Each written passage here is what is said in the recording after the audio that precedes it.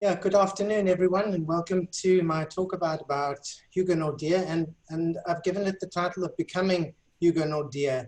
And the reason for that really is, everyone starts off in life with an intention, and through experience and opportunity, they turn out, hopefully, to be the person they were meant to be.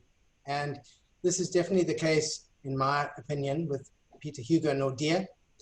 And he's not only is he an artist who provides me with so much inspiration and joy, but he also symbolizes an artist who took a lot of risks and actually left South Africa to study abroad, bring back new influences, and served as I think a mentor to younger artists, as well as an inspiration to us all. So to begin with, on Becoming Hugo Naudé, just a painting that he did of himself, presumably in the late 1920s. And of course, when you think of Hugo Naudé, you think of his rich palette and beautiful, loose gestural brushstrokes. But it wasn't always that way. He didn't always have that style. I like to compare this a little bit to the movie on Charlie Chaplin. The narrator says, do you think Charlie Chaplin went into a prop house, walked in, found his jacket, baggy pants, and cane, and his signature walk? No, he didn't. He came there the hard way. He learned how to get there through experience and opportunity. The books that I've been able to research a little bit about Peter Hugo Naudé have been the Grania Ogilvy Dictionary of South African Painters and Sculptors, Esme Berman's Art and Artists of South Africa, Nita Spilhouse, there's a lovely chapter on Naudé in there. Then, of course, Adele Naudé's book on Hugo Naudé. Well, just going by those sources, there isn't a great deal of information. So I was very, very fortunate enough to speak to Carmen Weltz. And she said, well, Ian, I have many sketchbooks of Peter Hugo Naudé.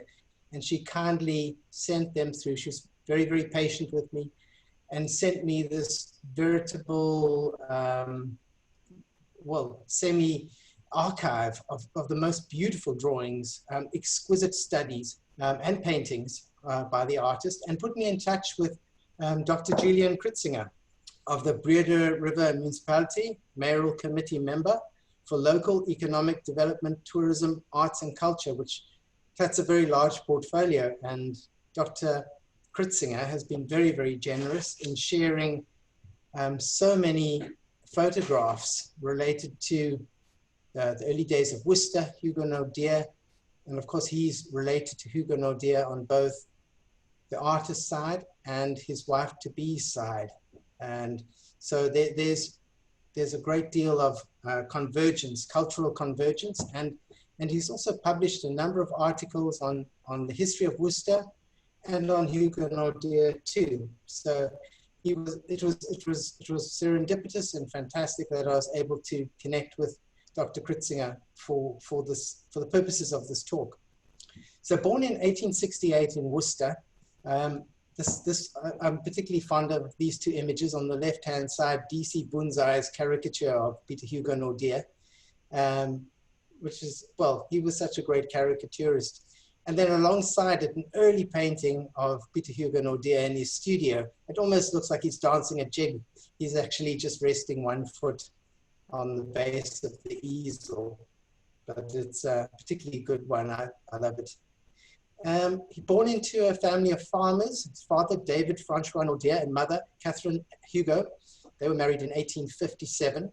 And Hugo Naudé instead of being known as Peter, was known as Hugo. And the reason for that was it was a name taken from his mother's maiden name.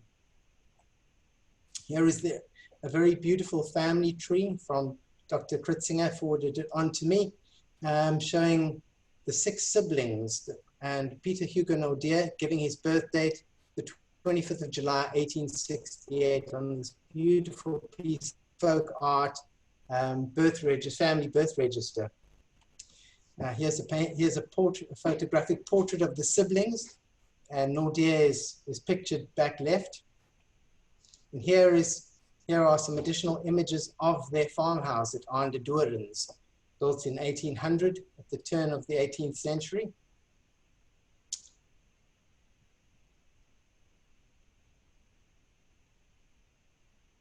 And here's the situation of Aandedoorns. It straddled the edge of the Hex River and the Breede River.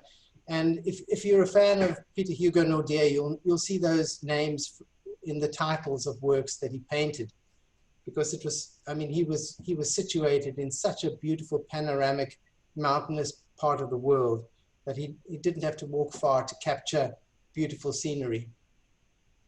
Now, Worcester, in the time that Naudé was growing up, would have been a fairly quiet, mostly agricultural town, but there was a cultural heartbeat, and there was also a cultural heartbeat in the home of the Naudé family. One of the frequent visitors to their house was Olive Schreiner, a progressive thinker, a feminist, a person who strove to see the equality in people rather than the difference. And the attention of Peter Hugo Naudé in terms of his artistic talent came to her fairly early, when he was in high school, presumably through the cultural community who'd seen his work. There's not a great deal of literature about this, but there's enough information that he had a very promising talent, and being a visitor to the farm, she encouraged him to study overseas, beginning with the Slade Art School. And in 1883, she had become something of a sensation with the Victorian blockbuster Story of an African Farm. And this book had put her in touch with a leading progressive thinker by the name of Havelock Ellis, a doctor, a Victorian sexologist. And the two people, Schreiner and Havelock Ellis, enjoyed a very long friendship. And there's even a document of their letters sharing their experiences and opinions. But it was with Olive Schreiner that Hugo Naudé traveled to England in 1889. And with the introduction to the Slade School by Dr. Havelock Ellis, he was able to enroll there. He was there for 1 year, and his principal lecturer was Alphonse Legras. And Legras was a French artist who had come to live in the UK. And his work, he was very much of the realist approach in his work. Here are two examples of his paintings, very much warts and all approach to capturing the figure. And Naudé was very pragmatic in his approach for studying art. It was to become a portrait artist, to get portrait commissions and survive through doing that. So he was there for a year, and also while with Legras, he was exposed to etching for the first time. Here you can see two wonderful etchings that Legras did of Rodin and Pointer, and Legras being exposed to Rodin was also a sort of marker for things to come, because Naudé naturally gravitated to the social realists of the late 19th century. So from 1890 to 1894, Naudé traveled across to Munich, where he studied under Franz von Lenbach, one of the most highly regarded portrait artists of that time. And von Lenbach was so highly considered, in fact, that he was commissioned by Otto von Bismarck to do numerous portraits. And Bismarck, the strong man of German politics, if you look on the internet, just search under Franz von Lenbach, Otto von Bismarck, you'll see numerous examples. And And they are wonderful examples of a very, very realistic style of portrait and naturalistic rendering of the figure. And then alongside that, of course, there's a portrait of a society lady. And during that time, Naudé, the student, became very competent in traditional figural paint, European figural painting. Here, Peasant Woman, Munich, and Self-Portrait show a style that a lot of us don't really associate with Naudé.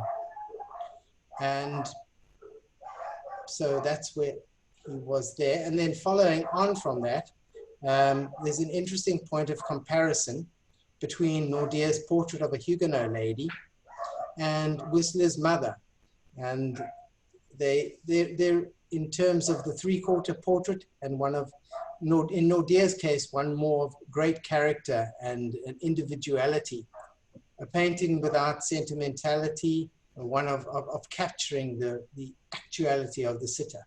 So these works not painted or rendered back in Worcester on his return, show reverend arm coats, and also interesting silver point work. Silver point is an old technique where a piece of paper is chemically prepared and then worked on with a silver tip pencil, and the process of the rubbing transfers almost an alchemical result, a very beautiful silvered effect on the paper, but really exquisite rendering. Then after his time at the Munich Academy, he moved on to Fontainebleau for a year, 1895 to 1896. And this picture that we're looking at now is a Camille Corot work, and it's very much about the spirit of Fontainebleau and the barbers in school. They were very much about figures within a landscape. And there were a few approaches that were popular at this time. And the first one was Romanticism. Romanticism based on classical myths and legends, often parables, the academic approach really to painting as opposed to realism, social realism. And this work here, lot 841 on the November live sale, called Satyrs in a Forest, quite a good example of that, and the only one I've actually seen in this style. And although it's dated 1897, it came back to Worcester at the end of 1896. I believe this was done in Europe before, just due to the quality of the light, the style of the rendering. It's all just very, very European. So it looks like we've caught a group of satyrs in the process of presumably foraging for mushrooms. Of course, at the same time at Fontainebleau, Paul Cézanne was hard at work formulating his iconography and his very distinctive multiplicity of viewpoints and very trademark palette. And then, of course, Gustave Courbet, a person synonymous with the Fontainebleau school. He was a social realist. He was all about art being a vehicle to teach or demonstrate what the significance of the working man in art, rather than what the salons were doing at the time. So here in the stone break he's capturing a group of men, well, two men, breaking stones to sell, to survive. And then in the next slide, we have from the Hugo Naudé Museum, a lovely work, such a beautiful poetic work, also in the realist style of two young men in a quarry. Of course, Jean-Francois Millet, the Gleaners, three peasants in the process of scavenging remains of a harvest to survive, another work of the social realists, and also an artist who informed Naudé's practice. And then if you look at the composition in the foreground with the woman bending over to the left, you'll see in this work done on his return to Worcester, drying fruit, a similar composition with the woman bending over, and it would definitely point to Naudé having been exposed to these artists while in Europe. So on his return, he took up his artistic residence at Aan de Dorens in a disused outbuilding. And there he painted some of his most beautiful early works, like this one, Cape Kitchen Interior from 1898. And he had this rare ability to combine figure and form so beautifully. And here we have a domestic scene with many of the servants on the farm in the process of their chores, beautifully rendered by the artist. Another work which we had on offer recently too in 2018, Washerwoman, shows also the very strong Fontainebleau influence with the quality of the, I suppose, winter light coming through the oak trees and the washerwoman hard at work. Contrasted against that, we see this painting, very interesting one, the wood carriers, monumental in so many ways, but the artist is making heroic the labor of the workers and actually showing them, noticing people who really wouldn't have been noticed. So you see a strong part of Hugo Naudé, his humanism showing in this work, where he spent time sort of capturing those people who were busy with their labor and made of importance. Another one we sold too, called Gathering Arum Lilies, a very detailed painting. Also looking at these works, I say, wow, it's interesting to see how far Naudé did evolve in terms of a style. These early ones from 1896, 7, 8, often have just so much in the way of detail. And here we have presumably flower pickers in this landscape here, alongside an old rustic home, large work. And then in 1897, traveling up to then Rhodesia, the artist took along his sketchbook, and he did numerous paintings of the Vic Falls area, really beautiful works, also done in his more realistic style. And this one kindly sent to me by Carmen Veltz, drawing for a view of the Mictopos. Compare that to the painting sold by Strauss and Company in 2017. I'll just pop forward a few times, forward and back, just to show how important sketches are. And I think that Naudé would have probably worked on this one in his studio from this drawing, because he's changed the elevation slightly. From the same time, he was doing paintings of Grooteskuur post the fire, and this magnificent example also shows the iconography which would make him a household name in South Africa. These extensive landscapes with flowers and mountains and trees. But again, the colors breaking through, but it's still fairly naturalistic in approach. In 1904, he designed and built his house at 115 Russell Street in Worcester. And this house, built within a year or so, was designed specifically for his needs, the large studio and living quarters. And this is what it looks like today. It's been lovingly restored and repainted and brought back to its former glory by the Breda River Municipality. And if it's a special reason to go to Worcester. I love going to the Hugo Naudé Museum because it's got the artifacts, it's got the photographs, it's also got significant amounts of Jean Velt's paintings and drawings and photographs. It really is a treasure trove for the South African art enthusiast. Here's the Facebook page for the Hugo Naudé Museum and Jean Velt's gallery. And you can connect via Facebook to the activities of the gallery, and you can see what they're up to and hopefully visit too if you haven't. It really is worth the visit. They're absolutely amazing things there.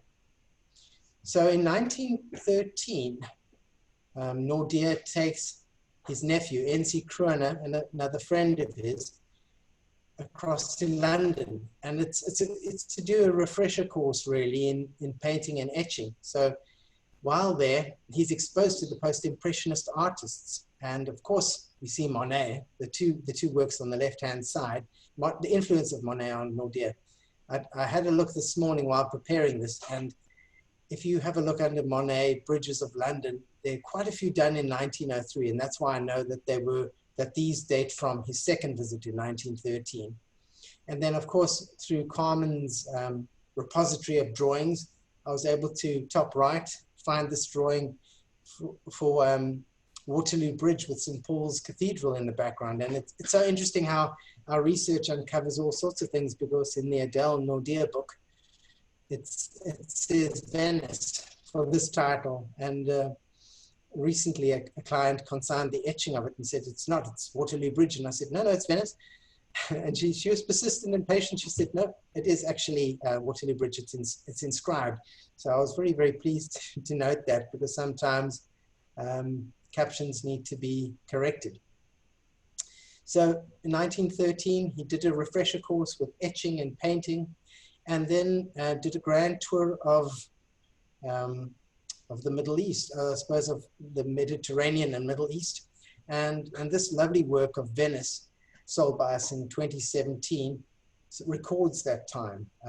He did etchings of these scenes as well, but these beautiful, large, and the significant change, of course, is the palette and the liveliness of these rapid and truncated brush strokes. They sort of imbue a scene with so much vitality. And here's another one of Jaffa, Israel, also a scene that would have been presumably painted plein air. It's rapidly painted. It's luxuriously applied. It's a delicious painting. I find this period of his production just so enticing and stimulating. Another work, returning down the east coast of Africa, Fort Jesus, Mombasa. Also a work that takes one into another period of history, with dhows along the east coast of Africa and some of these historic forts, etc. Then, of course, Old Harbour of Zanzibar, a really beautiful painting. This one I'd give my left arm for.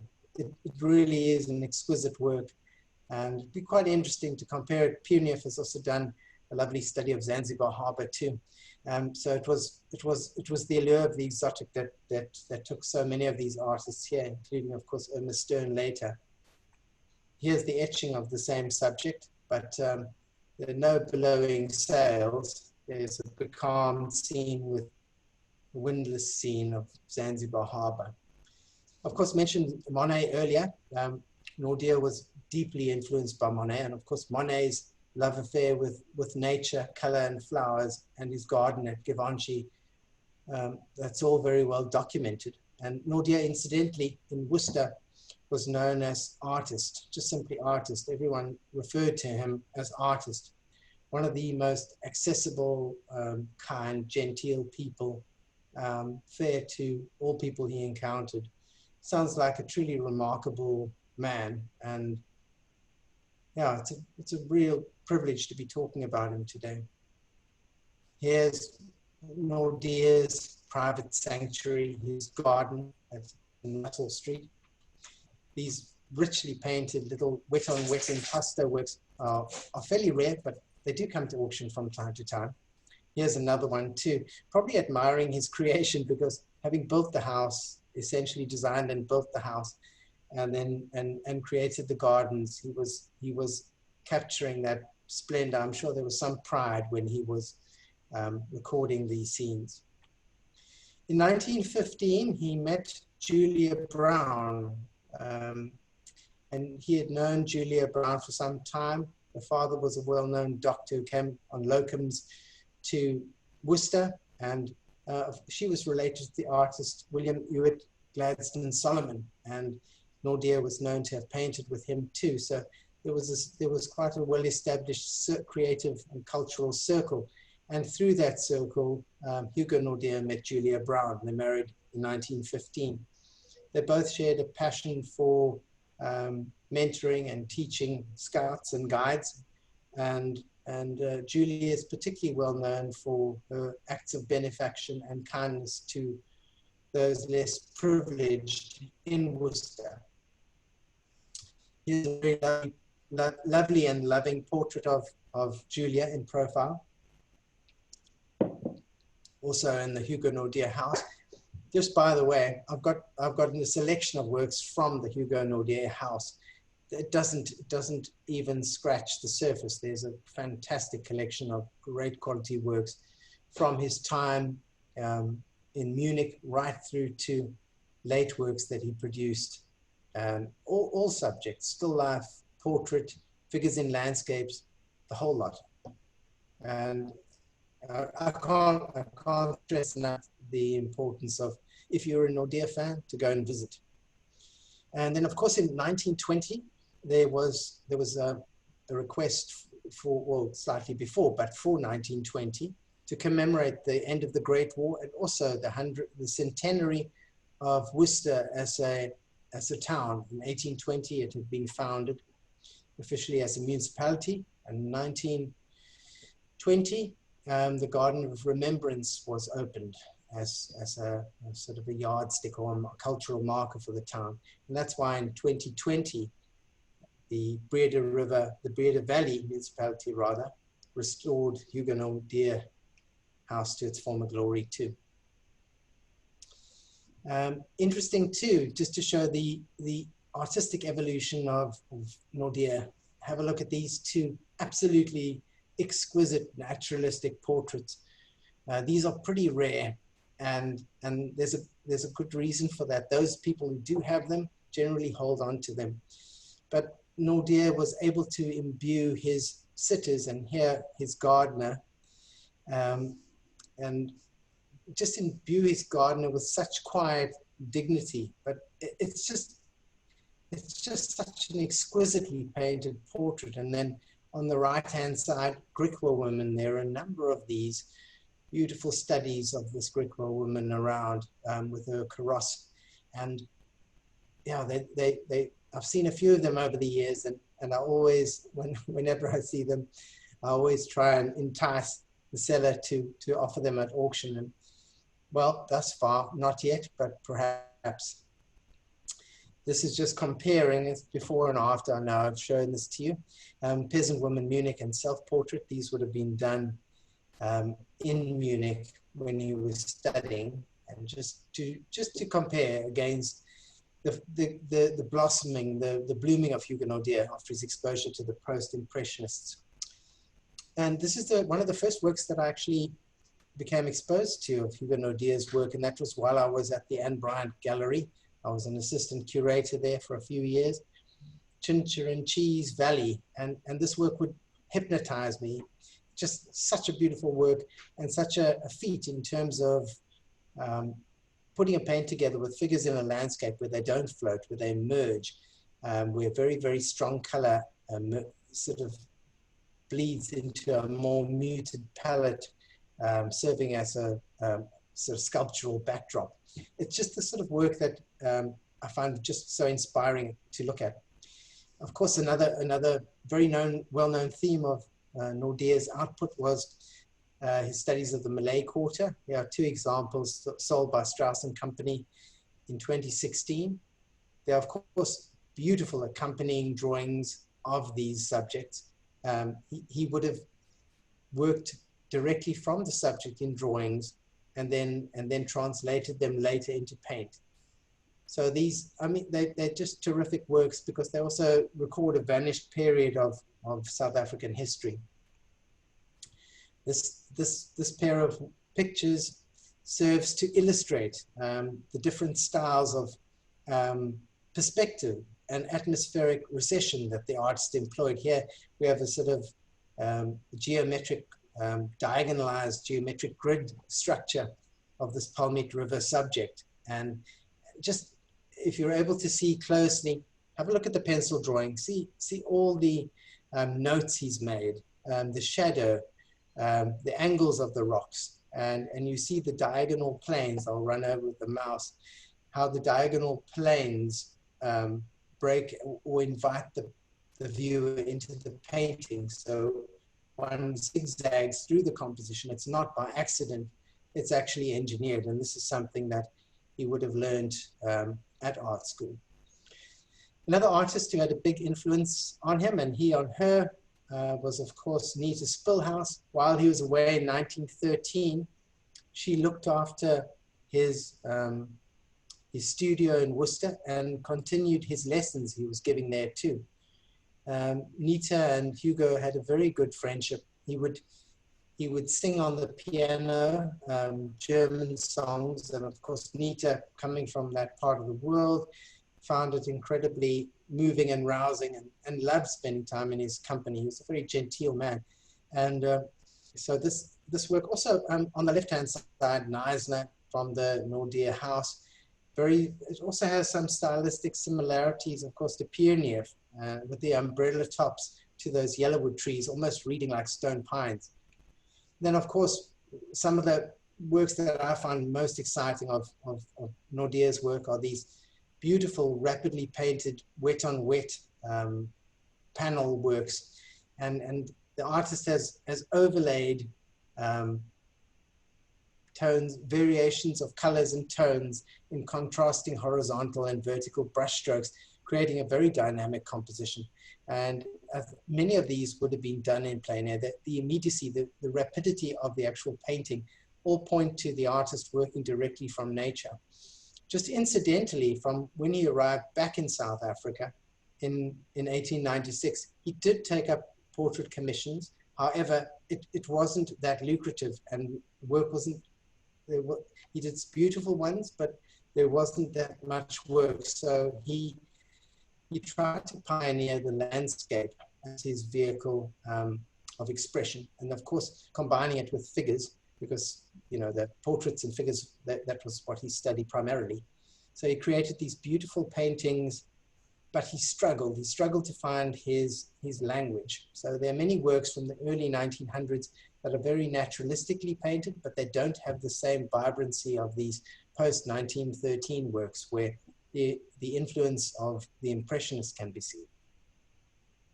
This wonderful work coming up on our sale, lot 843 Wildepad in the Neisner Bos, a really big painting, around 75 by 50 centimeters, really beautiful painting. Have a look at it on our website, click on the image, you'll be able to zoom, have a look at the quality of the wet-on-wet brushstrokes and how beautifully he's enunciated light and shadow and form. I just find these primordial Neisner forest paintings so exciting because they're inviting, they're somehow magically imbued, and they call me to wander amongst the trees. Another subject, very famous subject of his, Canet Flay, the farm across the Hex River, and another perspectival drawing, this time using concentric circles to create recession. And I marvel at these. I marvel at the geometry combined with the organic drawing to create these dynamic compositions. Of course, going to Hermanus was a highlight for the artist. He was a keen fisherman, and as well as, you know, plein air painter. But he loved fishing too, and visiting with friends. And when visiting, he stayed at 23 Marine Drive in Hermanus, now demolished. I think there's a hydro in place of it now. And this is a painting from the late 1890s, showing his style before the influence of the post-impressionists. So very academic, fairly, I suppose, restrained use of color and tone. Compare it to this one, sold recently in July, Seascape Hermanus, exquisite gestural painting. It's a work that's loaded with life, vitality, pulses with energy. There seems to be an offshore squall that he's described very beautifully that's delivering its payload of rain on the horizon. And the splash of the breakers is scumbled over the rocks in the foreground. This example too, Brandes Onrus, also small size painting. These are all pretty much A4 in size, and the artist working absolutely plein air on these because he's used the surface of the boards or panels as a palette and mixed directly on it with his brush from his palette. And the end result are these very, very dynamic, lively paintings, which just have a vitality and life to them that earlier work, like this one, just doesn't seem to have. I think it's experiential. I think there's a newfound joy and life in these works. Of course, the old Harbour Humanus, a really beautiful work, large scale, but this one would have been done based on drawings, would have been done, in my opinion, in a studio. It does have a lot of fluency and immediacy, but it's large, it's very measured and controlled, but an exquisite painting nonetheless. In 1920, I heard about this in 2001 when I joined with Stefan Waltz. A client came in and spoke about the Model T Ford that Hugo Naudé traveled around with, and that he had devised, he had altered the interior so that it could house his paintings and friends. So the carriage work on this vehicle had been altered for that. And according to this client, and I can't remember who it was, wish I'd written it down, said that there were almost like a dish rack at the back of the vehicle where paintings of the same size could be slotted in, so you could take them out, paint them in situ, and pop them back on the rack to dry. And that would explain why so many of the sketchy works are of a similar size. Quite a clever solution to a technical problem there. These Namaqualand drawings are particularly interesting to me. They have color notes in them. And Carmen was telling me about these, and I was thinking, well, how could you work with the painting with just color notes? And he's been very, very specific here. He sort of goes into the gray of the bushes, and very particular in his explanation of these compositions. So perhaps he would do some painting and then run out of time and then make visual notes for future ones. I think these are very, very important to see in terms of understanding his practice. Of course, the Namaqualand paintings are perhaps the most sought after by collectors of Hugo Naudé's work. And I think that's because they're a combination of all of his experiences, his academic training, where the landscape is broken into diagonals of receding planes going from bright to more dull as they recede, or more blue. And also they give space, they give a forum for this exquisite mark making of his, where he employs the use of very fine brushes and palette knives to flick on the fine pigments into the foregrounds and create that lively passage of paint in the foreground. This I've combined in this one with another drawing to show you how he combined his drawings with his paintings. And that's quite a good illustration in terms of the notes, how his sketchbooks informed his practice. This beautiful work of Silver Fontaine in Namaqualand, we had the fortune of offering a short while ago in 2018, an exquisite large work, a complicated work, where the eye gets to explore and travel through this landscape, enjoy this rich fynbos in the foreground, or rather flowering shrubbery in the foreground, and then of course the whole composition is well, in the sky it's heralded by the arrival of these large clouds ready to deliver much needed rain.